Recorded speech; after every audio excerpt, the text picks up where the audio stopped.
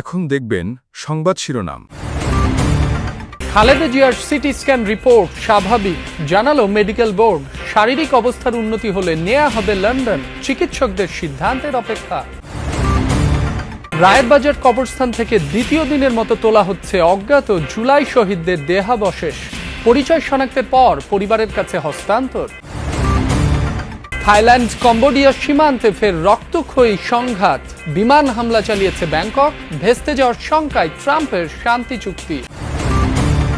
আসসালামু আলাইকুম। এতক্ষণ দেখছিলেন সংবাদ শিরোনাম, এখন দেখবেন বিস্তারিত। খালেদা জিয়ার সিটি স্ক্যান রিপোর্ট স্বাভাবিক, রাতে এই রিপোর্টের কথা জানায় মেডিকেল বোর্ড। এর আগে পরিস্থিতির উন্নতি না হওয়ায় 2 দফায় পিছিয়েছে বিদেশে নেওয়ার সিদ্ধান্ত। খালেদা জিয়ার উন্নত চিকিৎসার জন্য যুক্তরাজ্য যাওয়ার সংশোধিত তারিখ ছিল রোববার, তবে মেডিকেল বোর্ড সিদ্ধান্ত না দেওয়ায় তা আপাতত স্থগিত। বিএনপি মহাসচিব বলছেন চিকিৎসকরাই সিদ্ধান্ত নেবেন এ ব্যাপারে। আপাতত এভারকেয়ার হাসপাতালে চিকিৎসকদের নিবিড় পর্যবেক্ষণে রয়েছেন বিএনপি চেয়ারপারসন। তার চিকিৎসার এই কর্মযোগ্য তত্ত্বাবধান করছেন দলের ভারপ্রাপ্ত চেয়ারম্যান তারেক রহমানের স্ত্রী ডাক্তার জুবাইদা রহমান। তার চিকিৎসার জন্য সব রকম ব্যবস্থা নেওয়া হচ্ছে। আমাদের ভারপ্রাপ্ত চেয়ারম্যান মহোদয় নিজে তিনি মনিটর করছেন। জাতীয় এবং আন্তর্জাতিক পর্যায়ের অত্যন্ত বিশেষজ্ঞ পর্যায়ের চিকিৎসকেরা তার চিকিৎসা করছেন। বিদেশে নেওয়ার বিষয়ে যদি বলি, এয়ার অ্যাম্বুলেন্স এর মধ্যেই ঠিক করা হয়েছে। এয়ার অ্যাম্বুলেন্স কালকে আগামীকাল সকাল 8টার দিকে শাহজালাল আন্তর্জাতিক বিমানবন্দরে আসার কথা রয়েছে এবং সেখানে সেই এয়ার অ্যাম্বুলেন্সের যে আসার শিডিউল সেটি পরের দিন ছেড়ে যাবে খালেদা জিয়াকে নিয়ে, এরকম একটি আয়োজন রাখা হয়েছে এবং এটির অনুমতিও নেওয়া হয়েছে বেসরকারি বিমান চলাচল কর্তৃপক্ষের কাছ থেকে।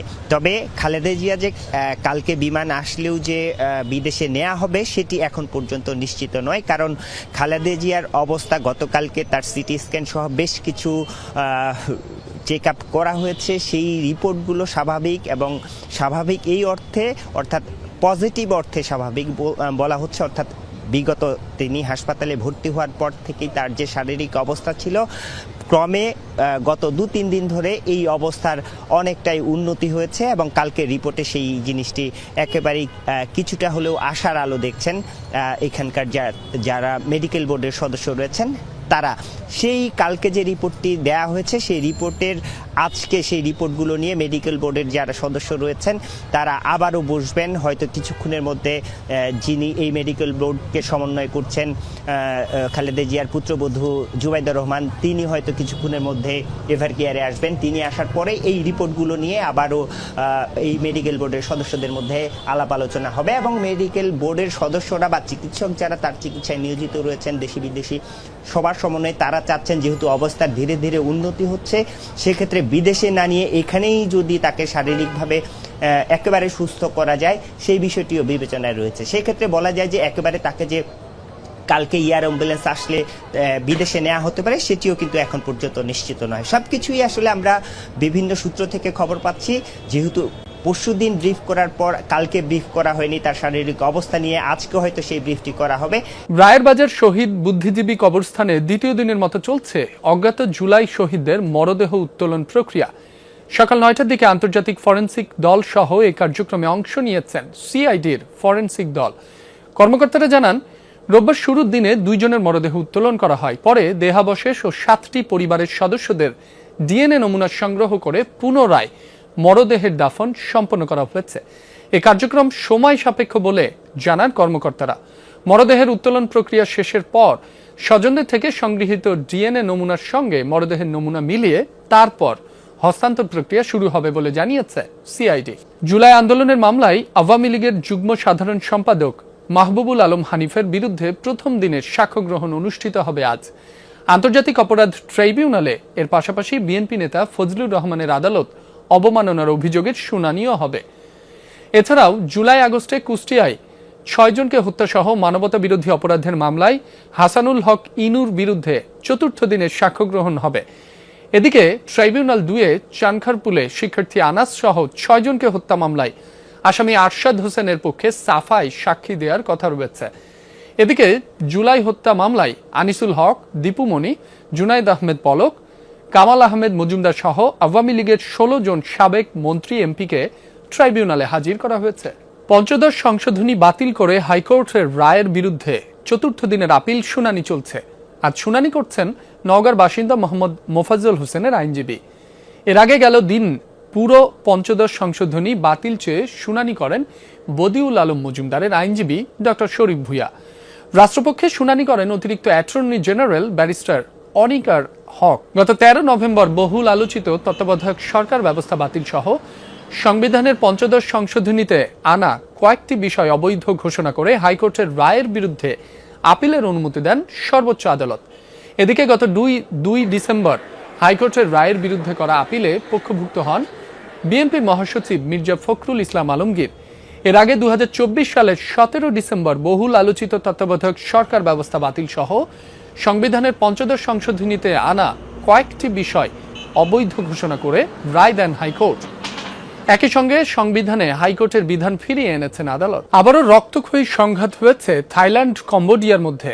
দুপক্ষই ট্যাঙ্ক অস্ত্র সরঞ্জাম জড়ো করছে সীমান্তে।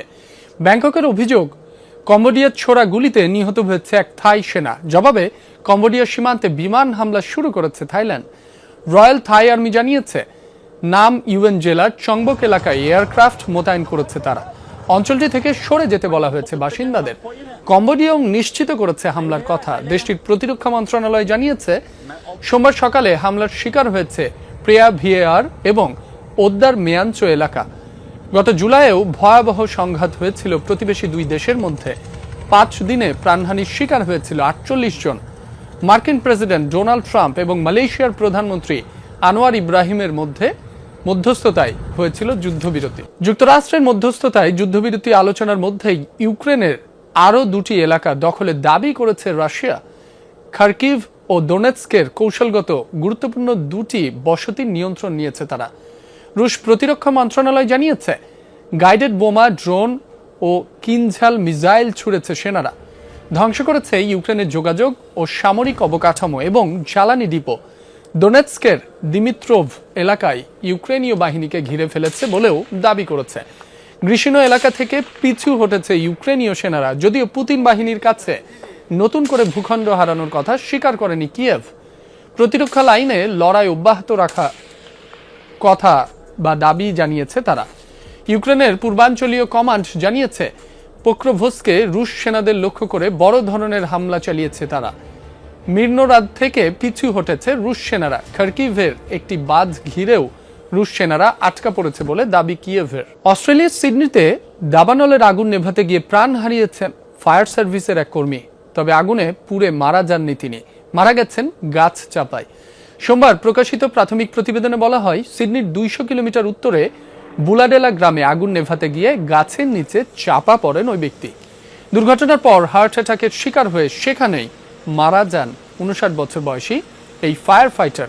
খবর পেয়ে ঘটনাস্থলে উপস্থিত হয় জরুরি বিভাগ। সোমবার সকালে নিউ সাউথ ওয়েলস রাজ্যে আগুন জ্বলছিল ৫০টিরও বেশি ঝাড়বন। সপ্তাহান্তে দ্রুত ছড়িয়ে পড়া একটি আগুনে এখন পর্যন্ত ধ্বংস হয়েছে সেন্ট্রাল কোস্টের অন্তত ১৬টি বাড়ি।